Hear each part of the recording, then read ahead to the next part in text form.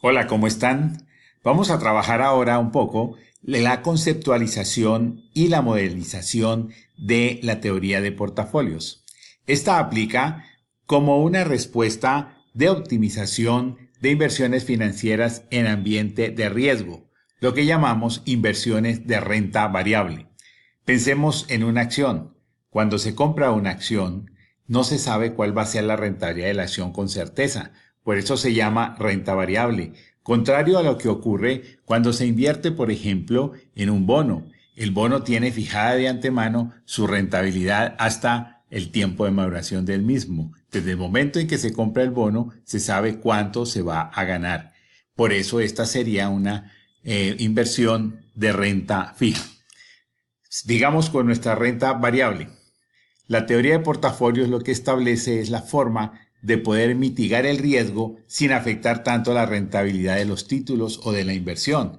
Aquí tenemos una gráfica conceptual en donde el riesgo de una inversión en un solo papel, dígase en una acción, es muy alto, y en la medida que se introducen acciones o papeles o títulos a esa inversión, pues el riesgo se mitiga porque se distribuye en todos los activos financieros, hasta llegar a un punto en donde prácticamente el riesgo no se puede manejar más porque corresponde a lo que llamamos riesgo sistemático o riesgo sistémico, que es el de la economía propia.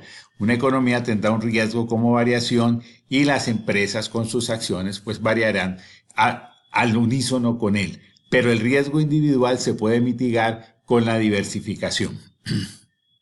Veamos las mediciones. Para un título, pensemos en una acción, podemos establecer la rentabilidad diaria. Por ejemplo, mirando cuál es la diferencia en precios de hoy frente a ayer dividido entre el precio de ayer. Esto nos daría la rentabilidad diaria. Ahí estaría el dividendo, que normalmente no se considera en estas series porque el dividendo es una medida muy pequeña y muy poco frecuente. Normalmente se emiten o se pagan dividendos 4 veces al año, un año que tiene 240, 250 días de formación de precios. Además, es probado que el dividendo se incorpora en el precio de la acción cuando se va a pagar, de manera que se puede obviar en estas series. Al final de cuentas, nosotros podemos tomar una acción cualquiera y medirle su rentabilidad diaria, luego anualizarla y tener una serie de precios históricos que nos permitirán hacer un promedio. Ese promedio histórico va a corresponder al estimado de la rentabilidad de esa acción. Igualmente, nosotros podemos establecer una desviación típica que mide la variabilidad o el riesgo del mismo título. Recordemos que el riesgo en finanzas corresponde a la variabilidad de los resultados. ¿Ok? Bien, con esto en mente nosotros podemos decir que en un portafolio, o sea, un conjunto de títulos o de acciones, podemos establecer, ya medidos los riesgos individuales, históricamente, el riesgo del portafolio esperado como el promedio ponderado de estos riesgos individuales. X es la porción de la inversión que se dedica a un título específicamente, a una acción específica. Aquí hay N acciones para mitigar el riesgo. Esta es una medición eminentemente estadística, lo mismo que la desviación típica. La desviación típica es la raíz fuera de la varianza y, según los teoremas de la estadística, la varianza de una suma de variables es igual a la suma de las varianzas y covarianzas. Obviamente, como tenemos unos ponderadores que son los porcentajes de inversión, pues ellos estarían ponderando esta ecuación. Esta es la ecuación comprimida para n títulos. Nosotros podemos obtener estas informaciones desde la historia. Nosotros podemos tener la serie de precios de una acción o de cada una de las acciones que queremos colocar en el portafolio, las convertimos a rentabilidades diarias, luego a rentabilidades anuales, y podemos establecer los estadísticos de rentabilidad esperada y riesgo esperado como sigma para el portafolio, teniendo en cuenta las combinaciones diferentes de los títulos que van allí. Hay que recordar que esta suma de las ponderados o de los porcentajes de cada uno de los títulos participantes en el portafolio pues debe dar 1. Con esto podemos nosotros establecer una serie de puntos, pueden ser muchos, infinitos, y podemos graficarlos en una gráfica bidimensional donde el riesgo se dibuja en el eje horizontal y la rentabilidad en el eje vertical, y esto siempre dará un espacio delimitado por una frontera que es siempre convexa. Esto se puede mostrar un poco en forma compleja por teoría de conjuntos.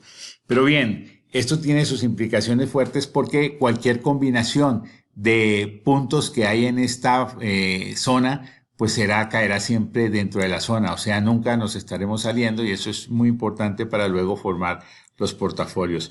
Pues bien, esta sería todo el espacio donde caerían todas las combinaciones, cualquiera de ellas que usted tome estará dentro de este espacio, y ahí estará la frontera total, que es la frontera envolvente. De esa frontera nos interesa la frontera eficiente. La frontera eficiente está marcada aquí con amarillo porque esa frontera responde a dos postulados. El primero, que si yo tengo un riesgo dado, pues en ese riesgo puedo encontrar dentro de esa zona de portafolios el portafolio más eficiente, el que me dé más rentabilidad a ese riesgo. O bien, si yo defino una rentabilidad dada, en esa zona voy a encontrar el portafolio de menor riesgo. Los otros no son eficientes porque nos darían el mismo resultado de rentabilidad con mayor riesgo. Por lo tanto, estos portafolios que están aquí marcados con estrellas corresponden a la frontera eficiente, que es toda esta frontera amarilla. Como mnemotecnia tenemos sigma mínimo a un dado, a una rentabilidad, o una rentabilidad máxima a un dado sigma. Eso corresponde a los puntos que están en la frontera eficiente, que son aquellos de interés para la construcción de portafolios. Tenemos ahora una línea interesante que es el Capital Market Line, la línea de mercado de capitales, que consiste en combinar cualquiera de los puntos del portafolio con la rentabilidad libre de riesgo. Se puede mostrar matemáticamente que esa combinación da una figura recta, como está aquí. De todas estas combinaciones posibles, la que nos interesa es la propiamente llamada Capital Market Line, o la CML, que es la de mayor pendiente. ¿Por qué? Ustedes pueden ver aquí que si nosotros escogemos un riesgo dado, cualquier línea que combine la rentabilidad libre de riesgo con la frontera eficiente tendrá menos rentabilidad en ese riesgo que la CML, que es la mejor. Es más, podemos mirar que en muchos casos, o en la totalidad de los casos, la CML siempre estará por encima en rentabilidad inclusive de la frontera eficiente. O sea, por eso se llama Capital Market Line, porque es la línea de mercado de capitales donde se van a desarrollar o se van a desenvolver los mejores portafolios de una economía. Bien, teniendo esto en mente, pues podemos decir que el portafolio más importante para nosotros es aquel que está en la frontera eficiente, que nos permite comunicarnos con la CML propiamente dicha, o sea, la óptima línea que nos conecta con una rentabilidad libre de riesgo. Esto será obviamente el portafolio que corresponde a esa línea que cuando se declara se obtiene como la línea de máxima pendiente. Lo podemos ver acá. La línea azul, que es la verdadera CML, tendría más pendiente que cualquiera de las otras posibles rectas que nos combinan estos dos portafolios, la rentabilidad libre de riesgo, título libre de riesgo con un portafolio de la frontera eficiente. Si el portafolio es de dos títulos, entonces las ecuaciones generales se reducen a estas expresiones que tenemos aquí. La rentabilidad del portafolio sería la suma ponderada de las rentabilidades esperadas, X1R1 más X2R2. Y la desviación típica, pues es la raíz cuadrada de la varianza, que según esta fórmula extendida sería X1 cuadrado por la varianza del título 1 más X2 cuadrado por la varianza del título 2 más 2 veces X1, X2 por la covarianza de los dos títulos. Todo esto elevado a la 1/2 porque estamos sacando la raíz cuadrada, ya que esa corresponde a la desviación típica, que es como vamos a medir el riesgo. Si tuviéramos dos títulos, la frontera eficiente no sería como la hemos visto antes, o mejor, la frontera total no estaría compuesta con una zona rellena como en este caso, sino que daría matemáticamente una zona que está compuesta por esta línea. Es una línea curva estilo boomerang, donde es fácil encontrar que la frontera eficiente corresponde a la línea superior, a la parte superior de esa línea de dos títulos.